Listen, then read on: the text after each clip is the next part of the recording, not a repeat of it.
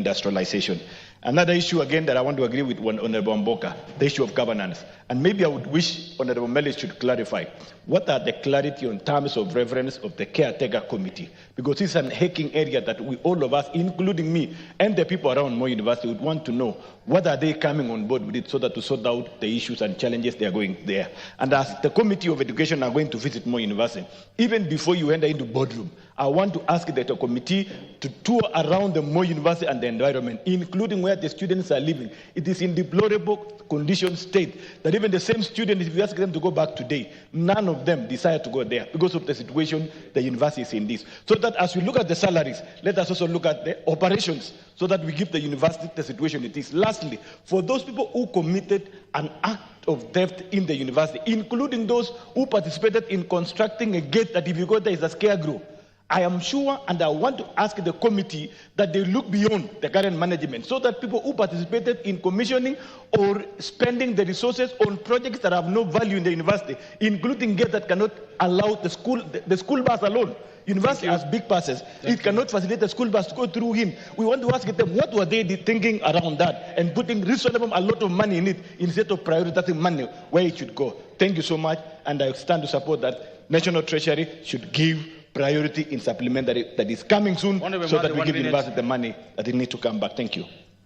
Honorable Mother, 1 minute. And I mean 1 minute. Thank you so much, Honorable Speaker. Mine is just like a hopeless situation. When the giants like Moi University are already struggling and the rest, what happens to counties or to areas that are also planning to introduce universities? For example, Turkana University College, that was established or even given out by the current president. What will happen now that these others are struggling? What is the indicator, Honorable Speaker?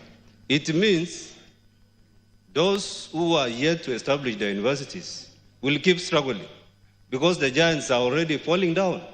There is something that we need to do in our education, to do with our education, Honorable Speaker. And this is not a small matter. We need to have even a committee formed by the MPs in this House and see how that can be expedited. Because we are pumping in money in terms of capitation, but there's nothing. Thank you. Member. Thank you, Mr. Speaker, for allowing me to also add my lamentations on the manner in which one of the jewels in tertiary education has been run down.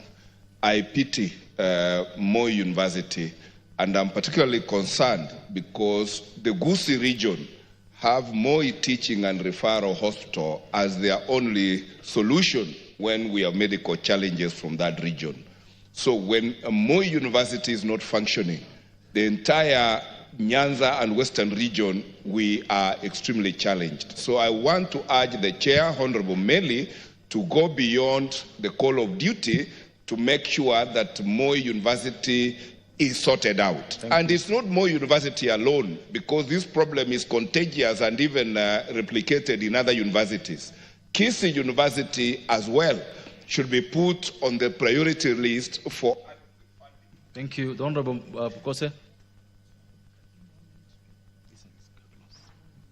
Honorable Speaker, thank you. And I want to join my colleagues in really expressing my disappointment in the Moi University, the way it has been managed.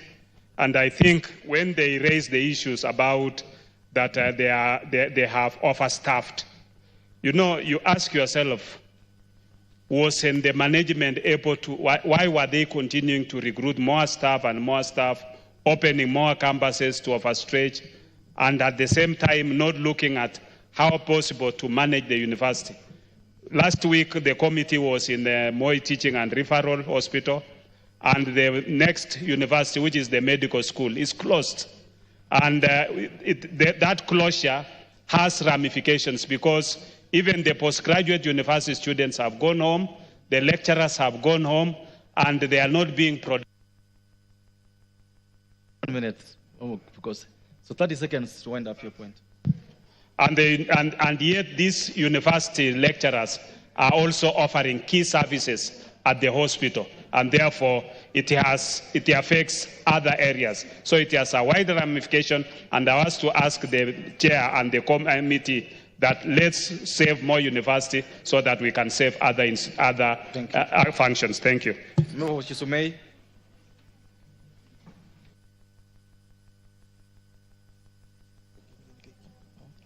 Thank you, Mr. Speaker, for giving me this opportunity. And on the onset, let me take this opportunity to thank the chair and his committee for actually trying to bring sanity to Moi University. It's a pity, Mr. Speaker, sir, that such a big institution like that is undergoing what is happening, what is going on there.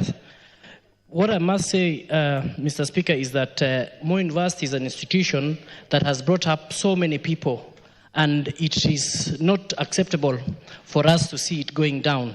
So we urge Treasury and even make an appeal so that Moi University gets up and running. We know for sure that the teachers, the lecturers who are there are suffering so much because the monies that they are being subtracted, or the money.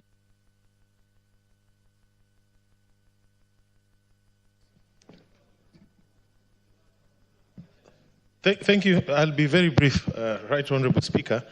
I think Moi University, you are distracting me, Honourable Passaris. Moi University has had very many scandals. At one point in time, the entire faculty of law was closed because all the teaching staff, majority of the teaching staff, were found to be unqualified. And the problems of Moi University are purely of mismanagement nature and corruption. If we are to make any intervention, I think it should be preceded by a very specific plan how to restructure the entire organization and how to deal with all the issues, both past and present, so that we can help the students. But most importantly, Mr. Speaker, I would like to suggest that we use the money we are allocating to political parties as funding. Political parties are private members' clubs. There is no difference between a political party and Gor Mahia FC. Order. We should move. Order. The Honorable.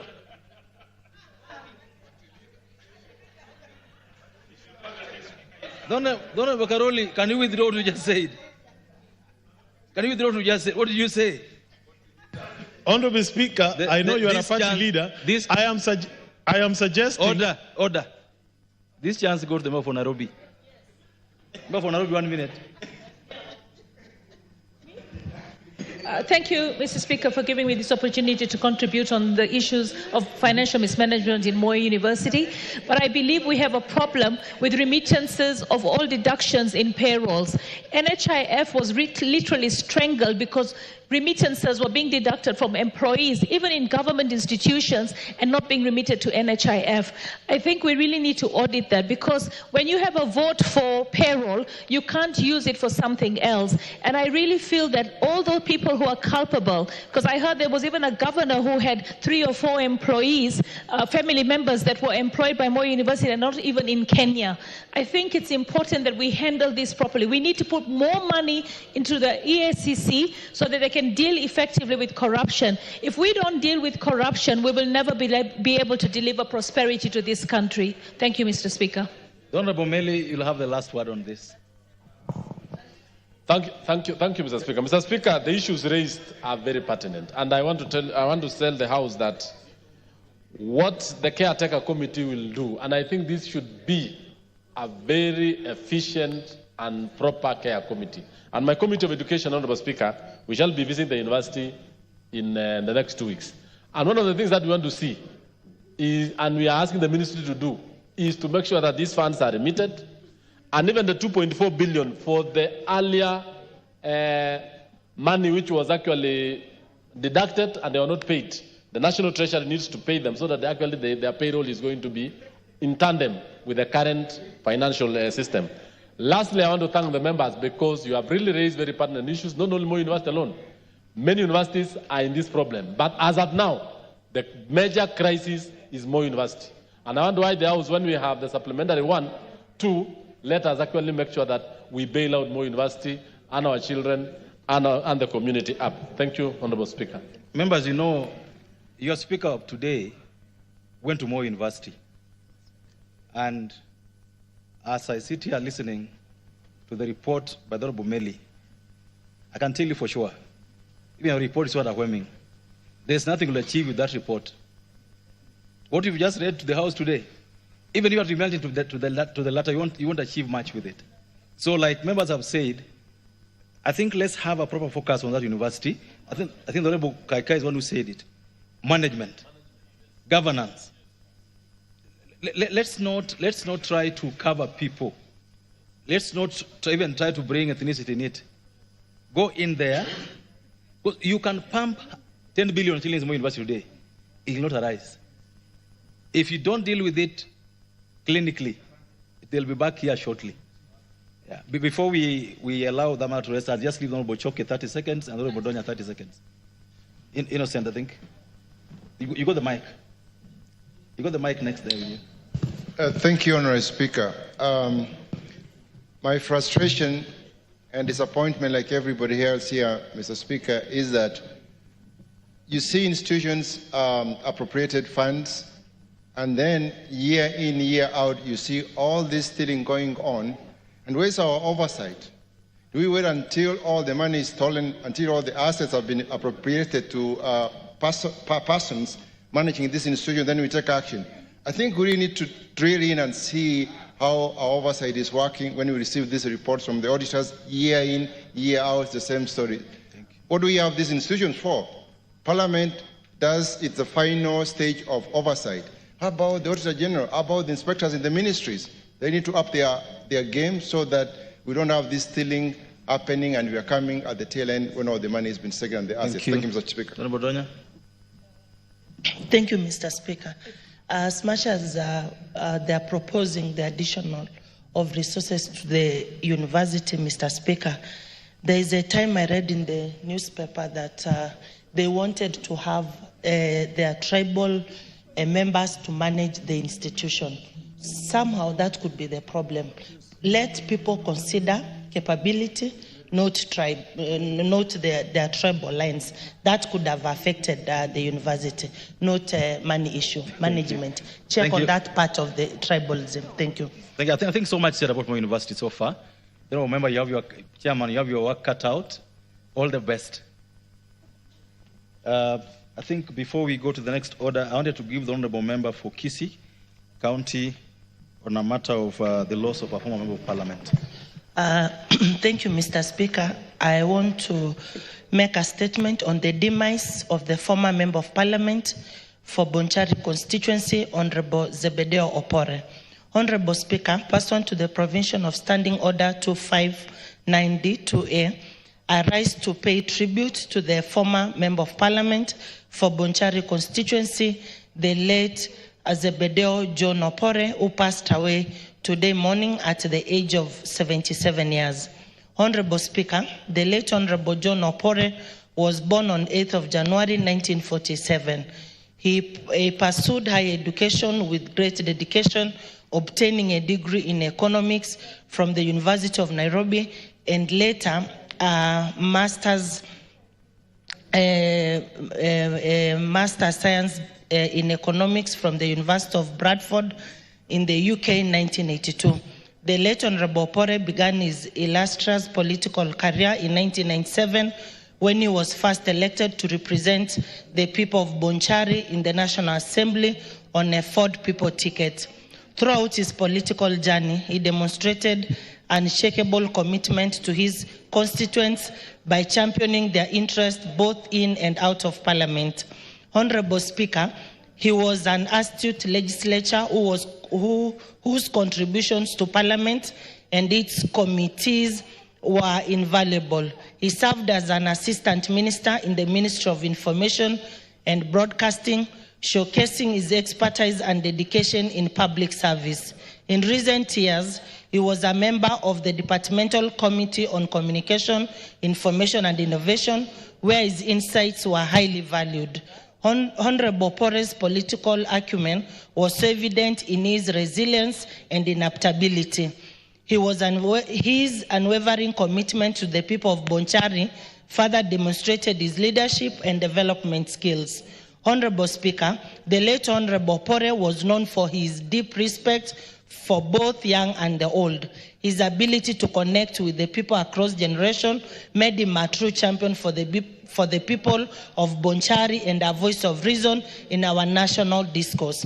Honorable Speaker, on behalf of the people of Kisii County and the entire National Assembly, I wish to express heartfelt condolences to the family of the late Honorable Zebedeo John Opore, his relatives, friends, and the people of Bonchari constituency. I'm married in Bonchari constituency. The people of Bonchari have lost a true champion, Mr. Speaker, and Kenya has lost a voice of reason with the passing on of Honorable Opore. His legacy of dedicated service will remain a guiding example for all of us in leadership. May his soul rest in eternal peace. Thank you, Mr. Speaker. Honorable Osoro. Thank you very much, Honorable Speaker. Honorable Speaker, I also want to join the people of Bonchari constituency and the larger Gusii region, and Honorable Donya and Honorable Onchoke in condoling with the family of the Honorable Zebedeo Opore. Honorable Speaker, yesteryears, just about 30 years or so, Honorable Speaker, Bonchari constituency and South Mugrango was one constituency. It used to be called Wanjare Mugirango or something, Wanjare South Mugrango. And then, of course, because of the expansive nature of the constituency of South Mugrango and the population, it was only led by people from South Mugrango then. Among the people who really fought for the issues of boundaries and review of boundaries and so that they can be able to manage themselves is the late Honorable Zebedeo Opore. He led that constituency, Honorable Speaker, for 3 consecutive terms, from 1997, in 2002, and then 2007, and he left this House, Honorable Speaker, in 2013. Honorable Speaker, it is a great loss. Is it true that he left in 2013? No? 2017, sorry, 2017. It's 2017. Honorable Speaker, 2017, those are 3. Honorable Speaker, it is a great loss for Kisii, Honorable Speaker. And you'll notice about a month ago, we were again in this house, mourning another great son of the soil, the Honorable Gari, who passed on also, almost in similar circumstances. Gusii nation is mourning, losing such great sons of the soil, people that we used to garner, wisdom from, is really something that is so devastating. And Honorable Speaker, to me in particular, I have actually lost a friend because I used to be very close, yesteryears, I used to be very close with his daughter. But no problem, we will continue. I don't know why the Honorable Steve the daughter is not dead. No, I'm just saying it used to be, because I've talked to her and she's really so down, and that is why I'm saying there is such connection of emotional transfer. It's very magnetic, Honorable Speaker.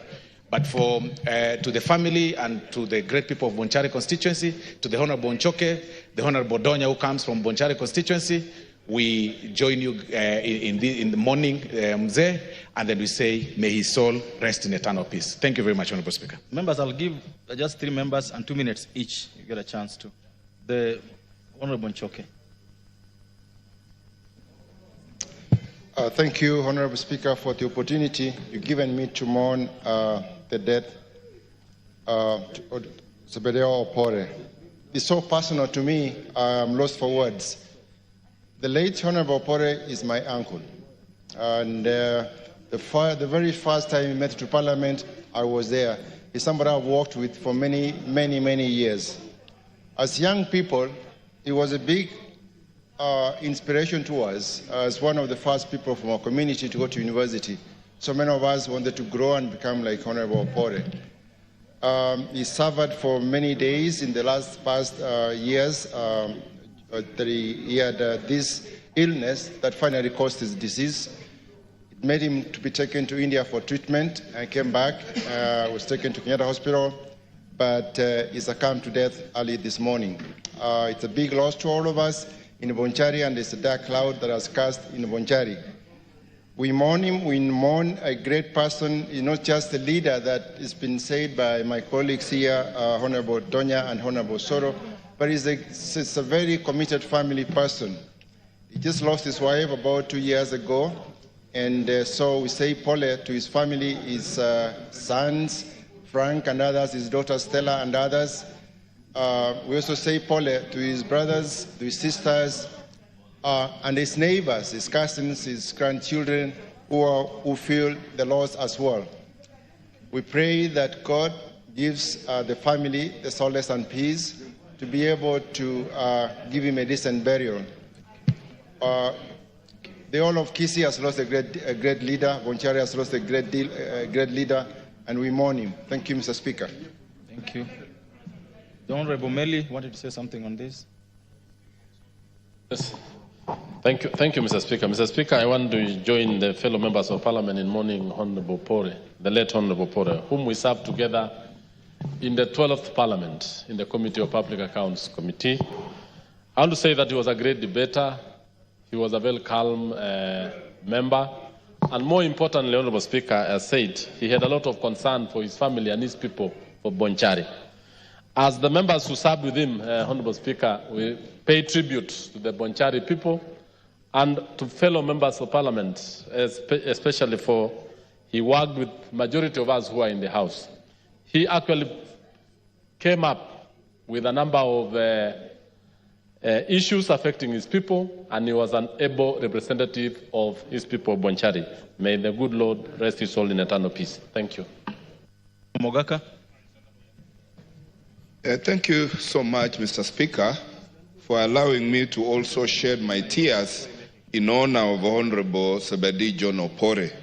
Sebedi Opore is one seasoned politician who helped Bonchari secede from the then Bonchari South Mogrango. He was my friend, and I was one of those who participated in his first entry into Parliament.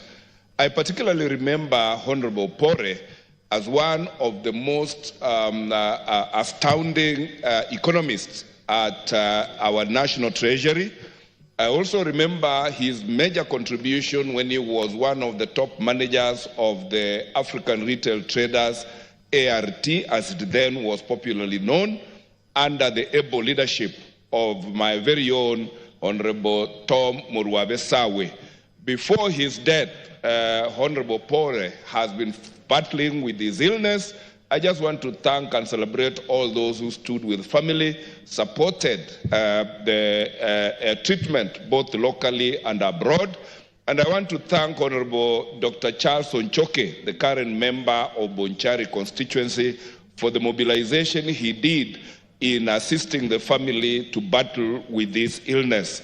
May the good soul of Honorable Sebedi John Opore rest in peace. Thank you, Mr. Speaker. Thank you. The Honorable Kose. Honorable Speaker, I want to join the Kisii fraternity and specifically the constituents of Bonchari in sending my condolence message to the family, friends, and neighbors of Honorable Sebedi Opore, whom we served together in the 11th Parliament in this House, Honorable Speaker. And I want to say pole sana to those through the loss of Sebedi Opore this morning. I'm informed he's been sick for quite some time, and unfortunately this has happened. May his soul rest in eternal peace. Honorable Pore was known to me personally. Gentleman, old man of the house. Could we just observe a moment of silence?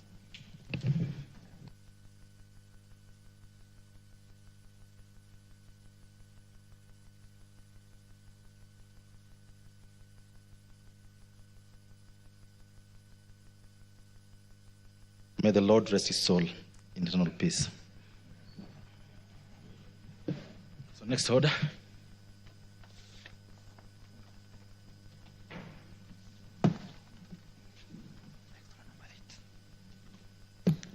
Order number 8, the Environmental Management and Coordination Amendment Bill, National Assembly Bill number 66 of 2023, second reading.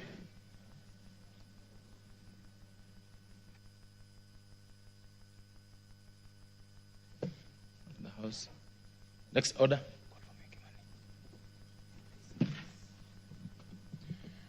Order number 9, the Land Control Bill, National Assembly Bill number 39 of 2023, second reading. Member for Funyula. Honorable Speaker, I move that the Land Control Bill, National Assembly Bill number 39 of 2023 is read a second time. Honorable Speaker, just for record purposes, this bill was published in 2022 and read for the first reading in February 2022, but as was the case, it lapsed due to the end of the term. Honorable Speaker, I just want to take this opportunity to sincerely thank the two committees. By then, the 12th Parliament, Dr. Nyamai, and the current Parliament, in my good friend, who we have journeyed together to get where we are today, Honorable Speaker. Honorable Speaker, in the two engagements with the committee, we have discussed and agreed a few things, and let me, Honorable Speaker, highlight the same as we start here today. Honorable Speaker, I want you to go on record that the Land Control Bill is part of the land bills or the land laws that were supposed to be reviewed as contemplated in the Constitution of Kenya 2010 to align them to the provisions of the new Constitution, Honorable Speaker. Honorable Speaker, as we stand here today, there is a Land Control Act, Cap 302, that was enacted in 1967. Enacted 1967, with piecemeal amendments, very few amendments, in 2017. So, Honorable Speaker, it left the architecture the way it is to the detriment of the land sector. Honorable Speaker, let me just put in perspective so that we understand the entire framework of land administration system in this country. Generally, at the start, at independence, it was necessary to control transactions in land in agricultural areas, what they call agricultural land. So consequently, it was agreed that before any transaction, be it transfer, subdivision, mortgaging, leasing, all those kind of things is done, there must be a body somewhere that generally reviews those dispositions before it is approved.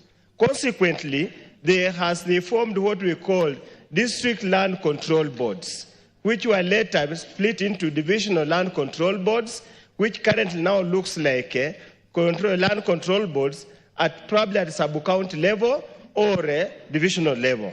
So, Honorable Speaker, those land control board are the ones that approves. They must give a stamp of authority before any transactions in the land sector, agricultural land can happen. Honorable Speaker, there has been a lot of discussions about the performance of the current structure of the land control boards. And this discussion, Honorable Speaker, has been going on for some time. You remember the Njonjo report. The Njonjo report was explicitly clear, and I want members to understand, members of public to understand, when they observed Njonjo Commission report, that the membership of the land control boards, the corruption, the failure to impose restrictions of economic subdivisions, manipulation of the boards by politicians, the dishonest and interference of the provincial administration, the miserable allowances, the lack of agenda, and failure to announce sitting dates were all matters affecting proper functioning of the land control boards. Honorable Speaker, it went on, Honorable Speaker, because of the failure of the land control boards, probably with hindsight, the judiciary or parliament set up the Land and Environment Court. And you would find quite a number of cases in the Land and Environment Court emanate from decisions or actions of the Land Control Board. Honorable Speaker, As on 28 April 2016, the Cabinet Secretary for Land and Fiscal Planning, responding to complaints by the general public in regard to widespread corruption in the land sector and abuse of issuance of consent of the land control areas, dissolved all the land control boards in the country. They were all dissolved. This action eroded little remaining confidence in the current system of the land control boards. The recent report, that's a report of about 2020 by the World Bank on ease of doing business, has ranked Kenya's number 134, and tellingly, Kenya scored 25% in regard to procedure of land transfer and transactions, indicating a system that does compares unfavorably with the other 19 economies that were included in the survey. So consequently, Honorable Speaker, we would look at it from that point of view that the intentions could have been good, but over time, as the Njonjo Commission report reported, there has been abuse of the land control system.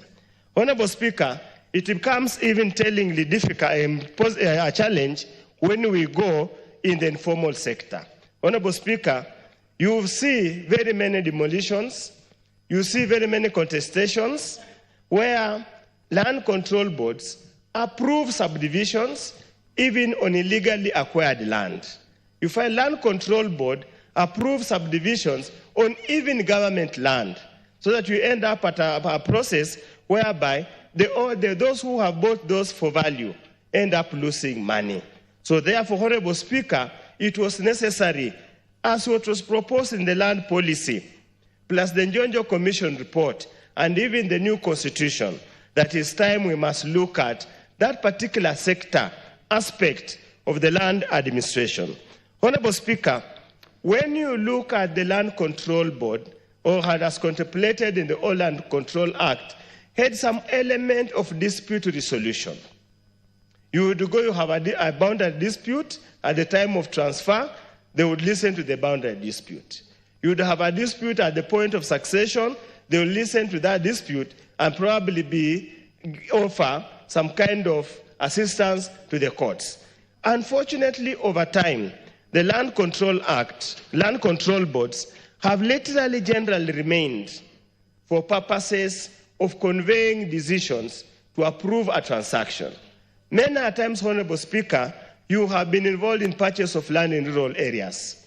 Hardly do you ever appear before a land control board to argue your case.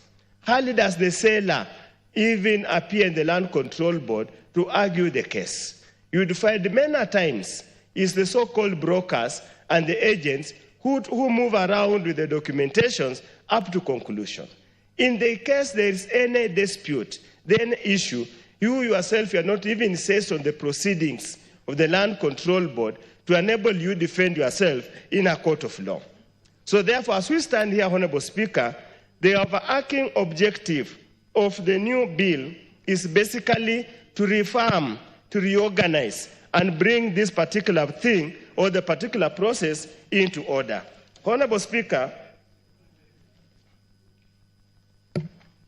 the bill, in memorandum of objects, so that we can get it very clear, the object of this bill, therefore, Honorable Speaker, is to repeal and replace the Land Control Act, Cap 302, to aligning the law governing dealings in agricultural land with the provision of the Constitution of Kenya 2010, the Environment and Land Control Act 2011, the Land Registration Act 2012, and the Land Bill 2012. Honorable Speaker, in line with the progressive nature of our Constitution and lawmaking, with the bill, as it is now, contains several parts. It contains, I'd rather say, 6 parts. And one of the key elements, Honorable Speaker, is the creation of Land Control Committee instead of a Land Control Board. A board looks so oppressive, so authoritarian, that to a point that many people fear even to appear there.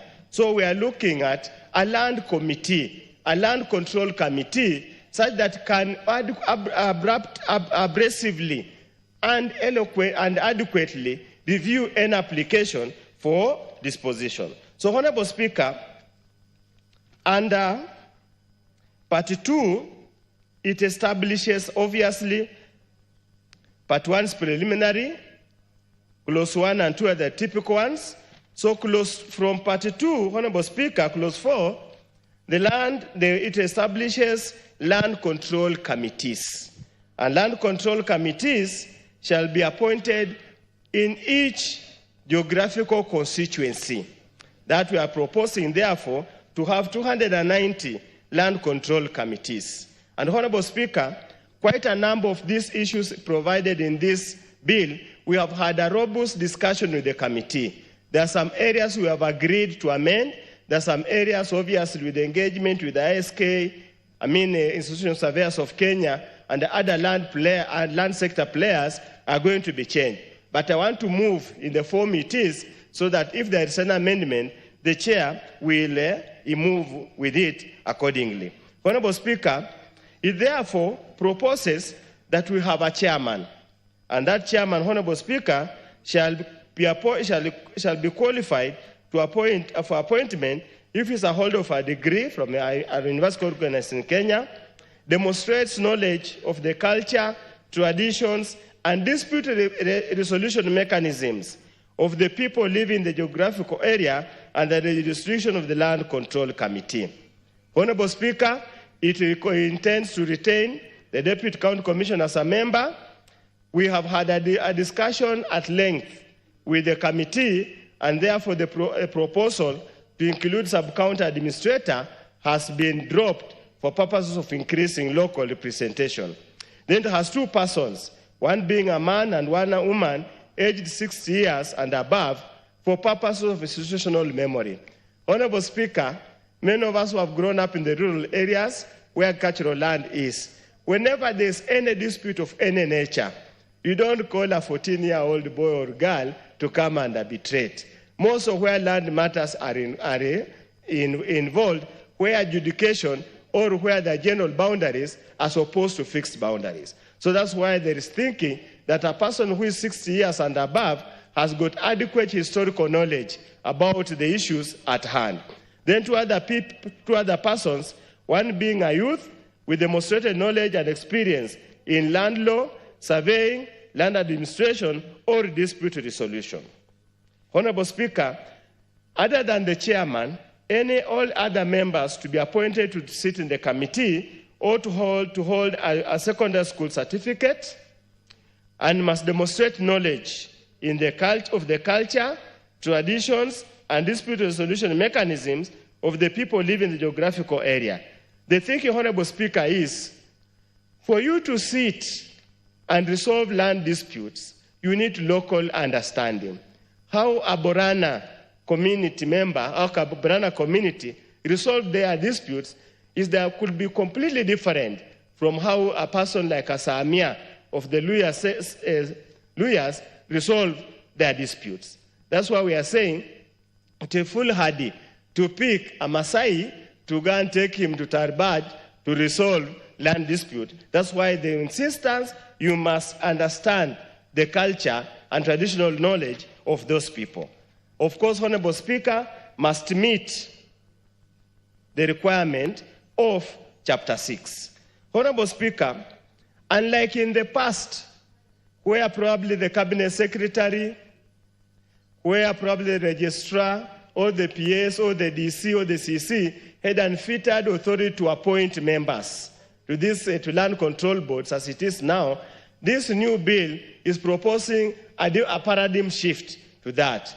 And the paradigm shift, Honorable Speaker, we want to form a committee, to form a selection committee comprising of the DCC, a person nominated by constituency office, a person representing persons living with disability, two persons, one being a woman and one man, representing the business community.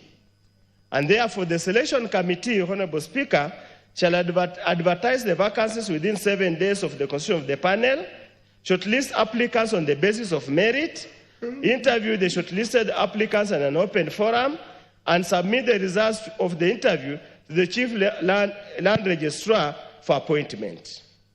So that's a paradigm shift, and we are saying, Honorable Speaker, in the appointment of members of the Land Control Committee, gender issue, gender balance must be achieved. We say so, Honorable Speaker, because in many rural areas, the men might own the land. The title might be registered in the land. But it's the women who till the land. It's the women who cultivate the land. And in the event of any death, the women who suffer the most in terms of disinheritance and being disengaged from their property. Honorable Speaker, the rest is just issues concerning the issues how to retire, how to go there. Honorable Speaker, Clause 9 of the bill lays down the functions of the Land Control Committee. Lays down the function of the Land Control Committee, and to avoid wasting time, I'll just pick a few, Honorable Speaker, as probably carried over from the old bill and as reorganized to meet the provision of the new constitution. Is to review and grant consent to any sale, charge, transfer, grant, exchange for value or no value, lease, assignment, grant of easement or right of way in relation to agricultural land. Honorable Speaker, we are also proposing to review any dealings in land referred to it by the Chief Registrar. Settle any land dispute referred to it by willing parties pursuant to Article 60 and Article 159(2) of the Constitution of Kenya. Here again, Honorable Speaker, if you go to any court registry, we have so many pending court cases because of land issues. We are saying it is possible with the local knowledge, and many of the disputes could be so mundane, could be so basic that requires local solutions. So that's why we are saying whenever our parties to any dispute over land, instead before going to court, they could easily walk to the Land Control Committee and ask the committee members, listen to our case, arbitrate us, so that we do not have to waste a lot of time and money going into the courts. I'm also proposing, Honorable Speaker, that the committee can also be granted powers to undertake fact-finding and evidence gathering in matters covered under the Law of Succession, the Environmental and the Environment and Law Court Act, the Land Registration Act, the National Land Commission Act, and the Land Act, upon request of the parties or the respective courts. Honorable Speaker, Part 3 simply deals with the procedures. And these procedures, Honorable Speaker, is now the biggest improvement on the old archaic law. Here we are now modernizing, we are farming it up or matching up with the requirements of the Constitution. We are saying a party to any transaction shall file the documentation with the Land Control Committee. In filing the documentation, these are the necessary and mandatory documentations. A copy of the agreement of the controlled transaction for which the consent is sought. Honorable Speaker, currently there is a prototype agreement that we have. You would normally find in many places. It is so inadequately drafted, Honorable Speaker, it never protects the rights of the parties. So we are saying, we're moving forward. Obviously, we would request the Land Control Committees to develop a more binding agreement that will safeguard the interests of the parties. Then we need a copy of the cadastral map of the land affected by the transactions. So that, Honorable Speaker, the question of forged titles, the question of mismatched siting of the land is a thing of the past. A certified copy of the title document of the land affected by the transaction. So certified copy by the registrar of lands, the one who certifies, either a certified copy or a certificate of official search. Spousal consent to the transaction, that already provided for, we are reinforcing. Details of acreage held by each party within the geographical area and the jurisdiction of the committee. Even though that particular requirement, Honorable Speaker, the Committee of Lands was a bit uncomfortable with it, it's a matter that we shall deliberate. The land control shall maintain a register of all the applications in the prescribed form, physically and electronically, so that at any given time, Honorable Speaker, any interested party can go over and pick. That's why we are saying, avail the register for inspection by members of the public, subject to any prescribed fee upon application and any other condition that may be set by the Cabinet Secretary. A novel improvement or introduction to the spectrum is, Honorable Speaker, is transparency and accountability. That's why under Clause 12, Honorable Speaker, we are saying the Secretary of the Land Control Committee shall publish at least 14 days before the date of a review hearing the list of all applications.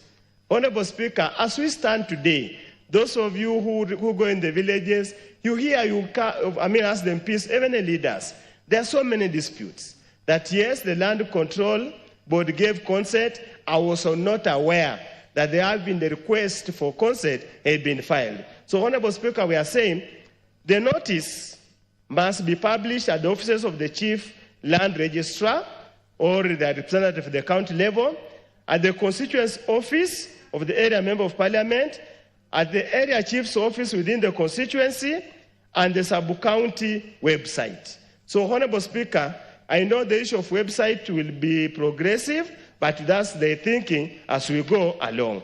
And we are saying any member of the public, whether interested or not, may file an objection to any application before the Land Control Committee in the prescribed form. And we are saying, Honorable Speaker, we are proposing that further it must be open. And that's why we are saying, Honorable Speaker,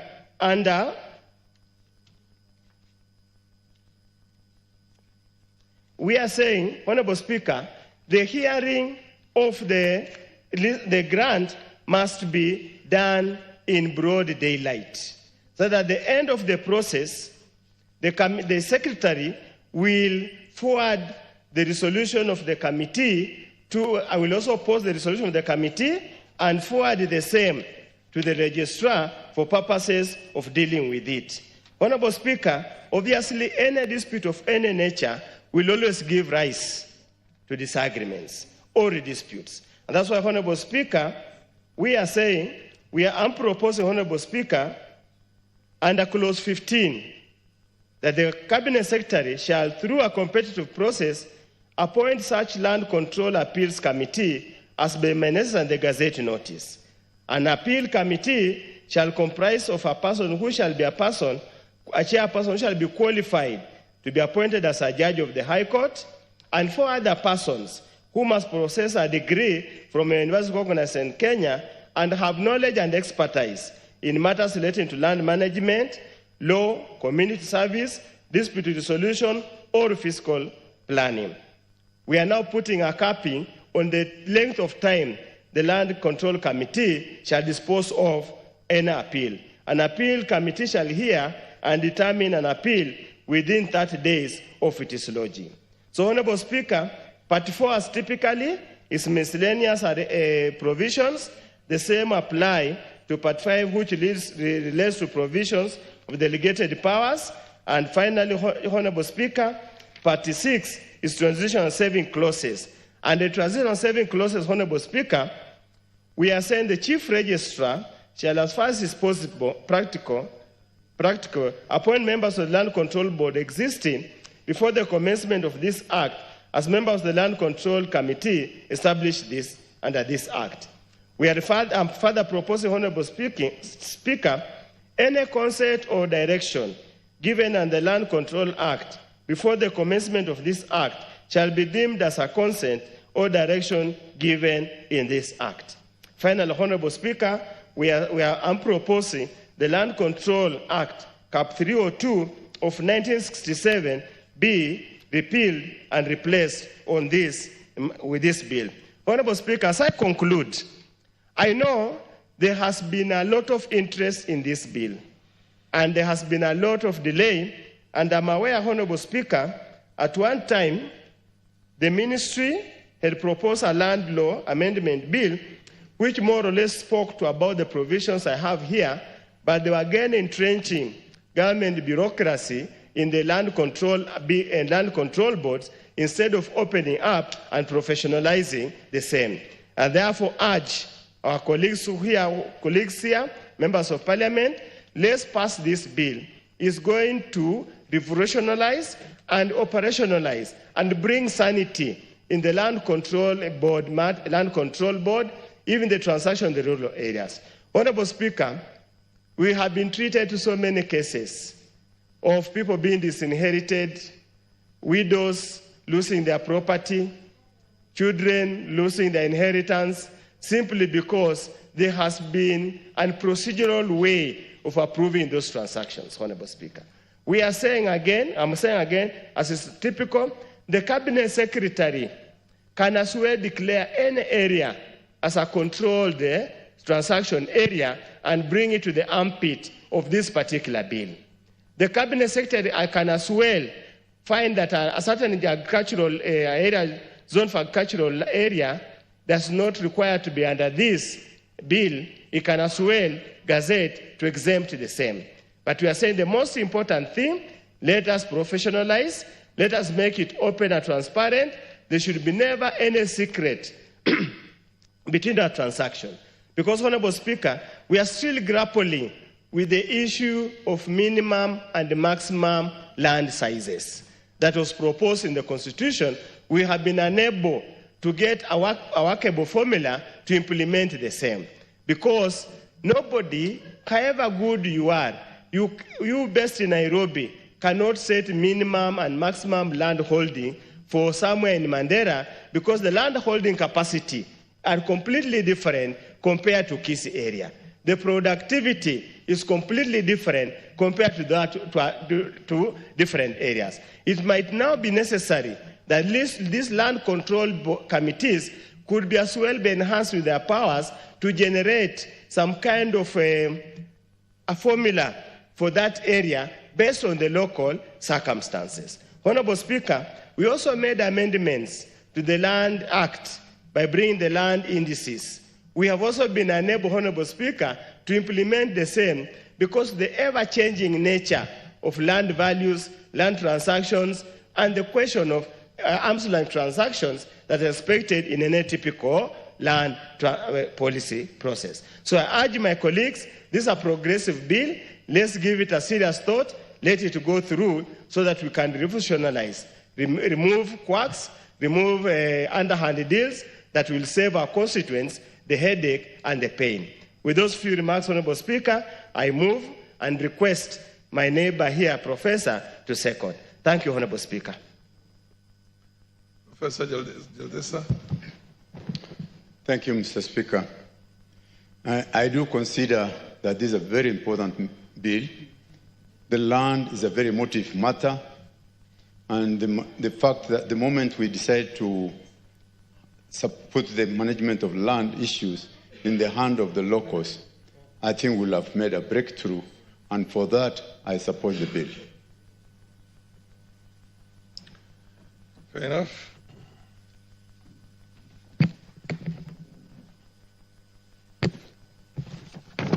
Honorable members, I now propose a question that the Land Control Bill, National Assembly, Bill number 39 of 2023, be now read a second time.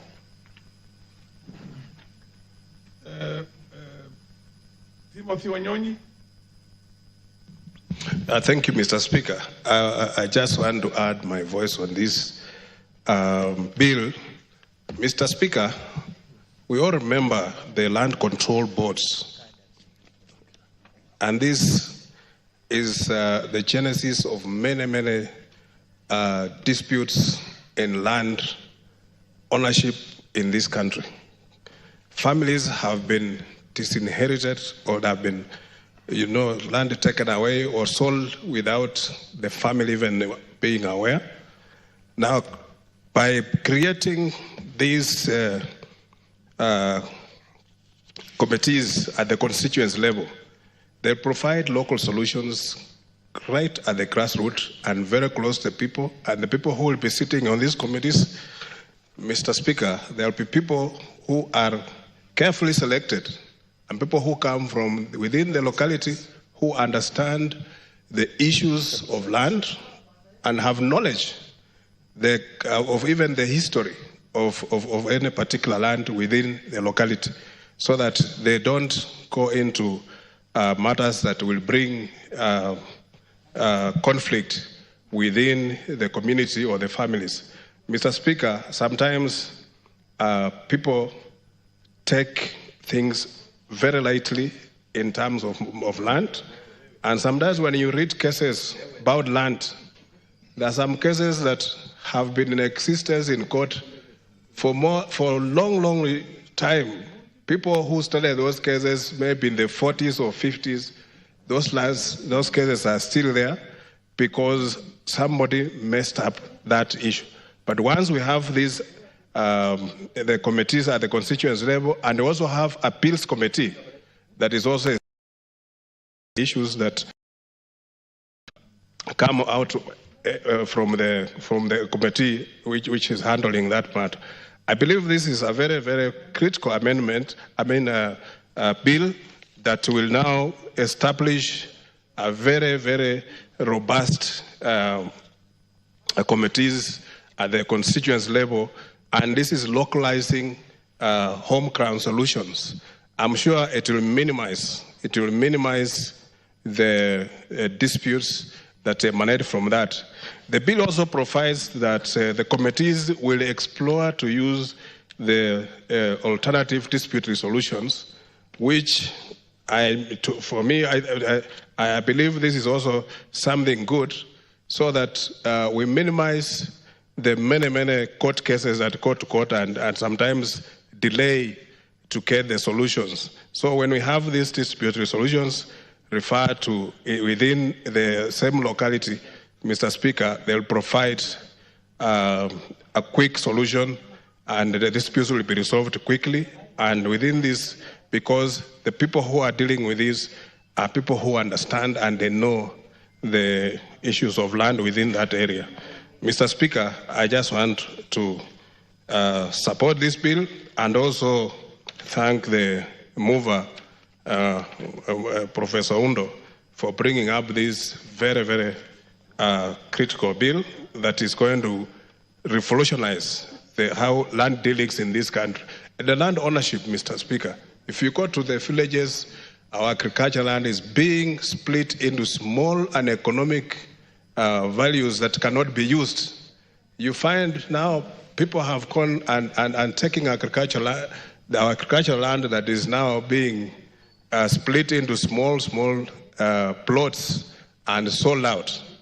And this is going to create, our food security will become, in danger if we don't control, if this is not controlled and managed well. Mr. Speaker, I want to support. Thank you very much. Honorable Eva Barra. Thank you very much, Mr. Speaker. And at onset, let me thank Honorable Undo for this very elaborate explanation on what this is all about. And of course, we all know that this is his forte. This is his area of specialization. So thank you very much, Mr. Undo. He has mentioned that the principal object of this bill is to repeal and replace the Land Control Act Cap 302 to align with the current governing dealings in agricultural land with the provisions of the Constitution of Kenya 2010. Mr. Speaker, the main issue here that has come up that I understand is on the Land Control Board. Mr. Speaker, we are proposing here that we replace the Land Control Boards with the Land Control Committee.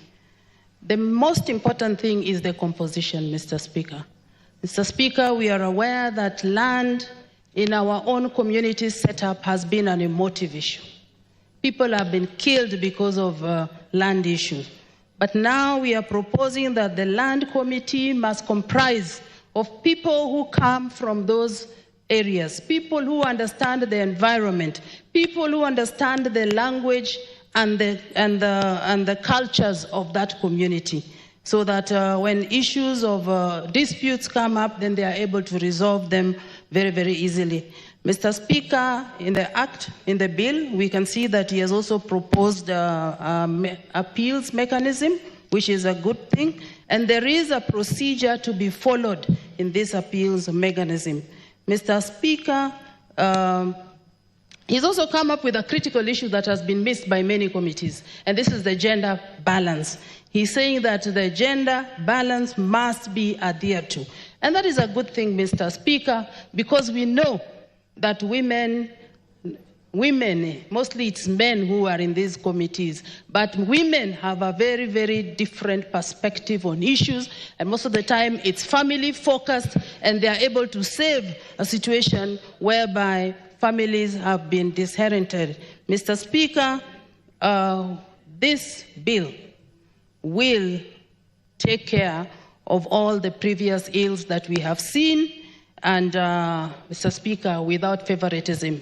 Mr. Speaker, we are aware that previously what we have seen in these communities is blatant theft of land that has been stolen from families, that's probably been sold by the head of the family without the knowledge of those families, the wives and the children of those families. I think recently, without mentioning names, Mr. Speaker, an issue has arisen in this House where a family appeared to have been disinherited by those who are most expected to take care of them. Thank you very much, and once again, I support. Thank you. Thank you, Mr. Speaker. Mr. Speaker, as a member of the Lands Committee, first of all, I would like to congratulate Honorable Odo for the Land Control Bill 2023. Mr. Speaker, I raise on Standing Order number 35. The House has no quorum, as we right now have noted that we don't have enough members in the House. Understandably so, this was a special sitting today. And because we don't have quorum and the matters are quite weighty, the Land Control Bill would require a lot of people to be whipped to be here so that we can discuss it effectively and give justice to the bill. So on Standing Order number 35, I beg to say that the House has no quorum. I understand. I mean, once the issue of a quorum is raised, and indeed, yes, as you put it, there doesn't seem to be quorum. I can only direct that the quorum bill be rung for 8 or 10 minutes. 10 minutes, yes. And if there are any members of any of the whips who are here, please go out and whip the members.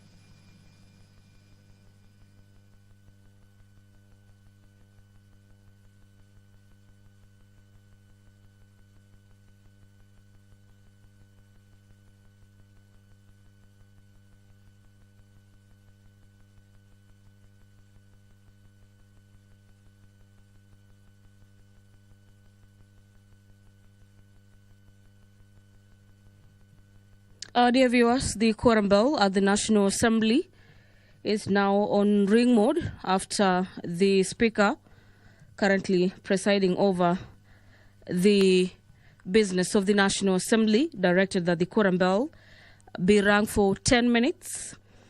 This directive came about after the member for the Nairobi County, Honorable Esther Passari, stood on a point of order notifying the Speaker that the House lacks the requisite quorum to continue with the consideration of the matter on the floor, which is the Land Control Bill, Bill number 3 of 2023. And to that effect, the Speaker, Honorable Farah Maalim, directed the sergeant-at-arms to ring the quorum bell for 10 minutes so that members can be whipped back into the chamber to necessitate the aspect of the House being properly curated to continue with this matter that the House was deliberating just before the issue of quorum was raised. And this notification on matters quorum was raised pursuant to Standing Orders number 35 on matters quorum. Rather, that directive that the quorum bell be rung for 10 minutes is guided by the House Standing Orders number 35. And upon the lapse of the 10 minutes allocated by the Speaker, the Standing Orders yet again guides the Speaker on matters to do with quorum, where the Speaker is, to his discretion, equally empowered to give an extra 5 minutes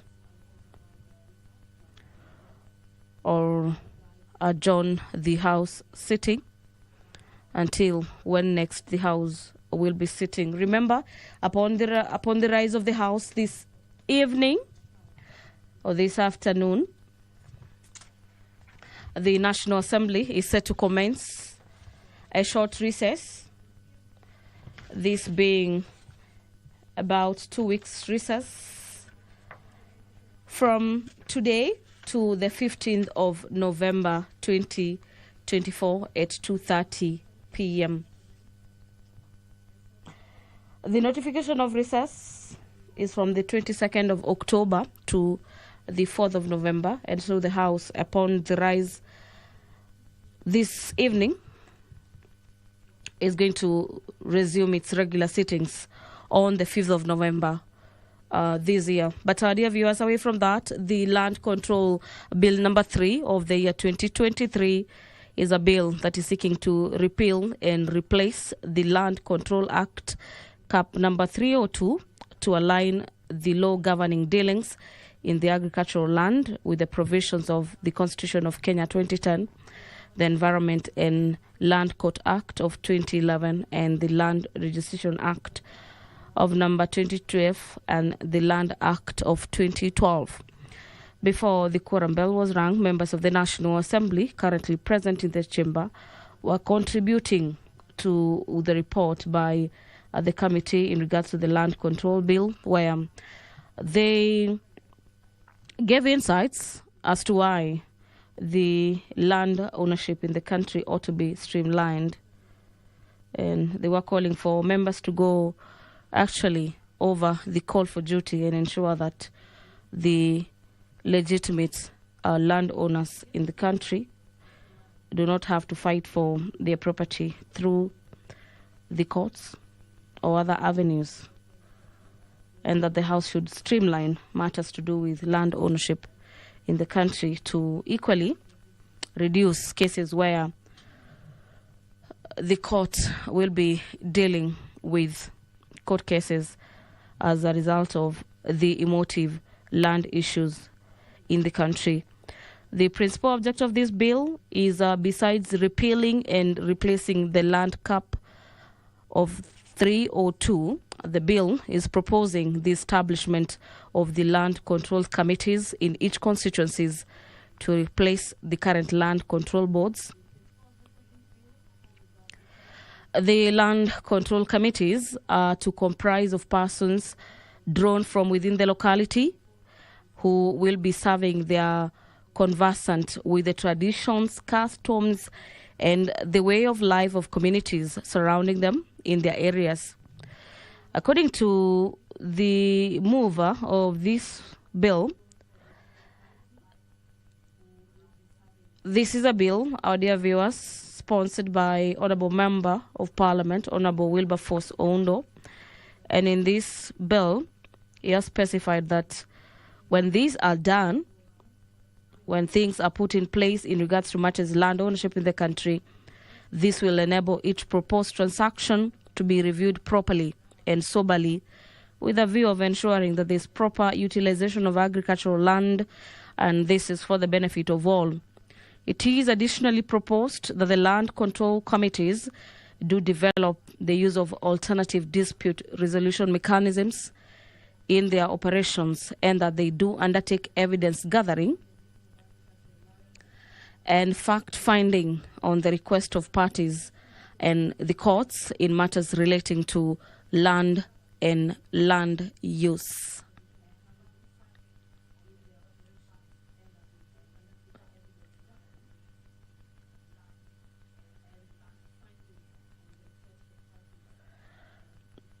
The bill delegates legislative powers to the Cabinet Secretary responsible for land to make regulations for the carrying out into effect of its provisions.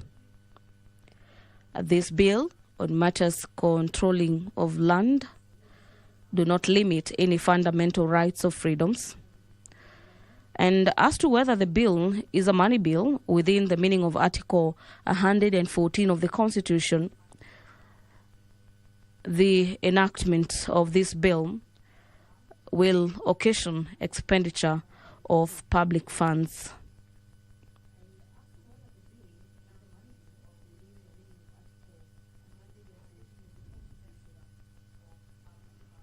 Well, the bill under Part 5 on matters provisions on delegated powers, the Cabinet Secretary may make regulations for prescribing anything which may be prescribed under this Act, and generally for carrying out into effect the purposes of provisions of this Act.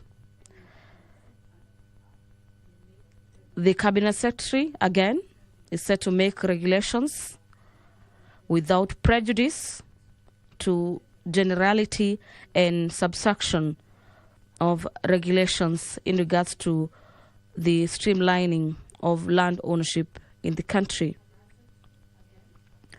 For the purposes of Article 94, subsection 6 of the Constitution, the purposes as well as objectives of the delegation is to enable the Cabinet Secretary make regulations to provide for the better carrying out into effect of the provisions of this Act, and equally enable the land control committees and appeals committees to discharge their functions more effectively.